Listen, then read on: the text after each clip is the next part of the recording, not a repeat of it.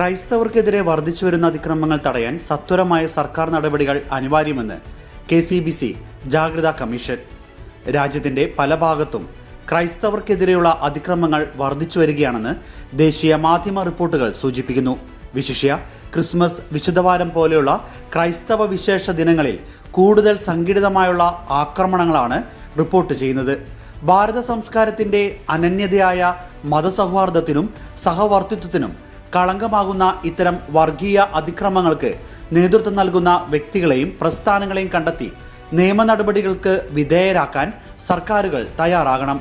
രാജ്യത്തിന്റെ പ്രധാനമന്ത്രി ഉൾപ്പെടെയുള്ളവർ ക്രിസ്തുമസ് ആഘോഷങ്ങളിൽ പങ്കുചേർന്നതിലൂടെ ഇത്തവണ നൽകിയത് പരസ്പര ബഹുമാനത്തിന്റെയും ആദരവിന്റെയും സന്ദേശമായിരുന്നു. എങ്കിലും ക്രിസ്മസിനോടനുബന്ധിച്ച് രാജ്യത്തിന്റെ പല ഭാഗങ്ങളിലും ക്രൈസ്തവർ അതിക്രമങ്ങൾ നേരിടുകയും അവരുടെ ആരാധനാ സ്വാതന്ത്ര്യം നിഷേധിക്കപ്പെടുകയും ചെയ്തത് ഒരു വിഭാഗത്തിന്റെ ഭരണഘടനയോടുള്ള വെല്ലുവിളിയും ന്യൂനപക്ഷങ്ങളോടുള്ള അസഹിഷ്ണുതയുമാണെന്ന് വെളിപ്പെടുത്തുന്നത്.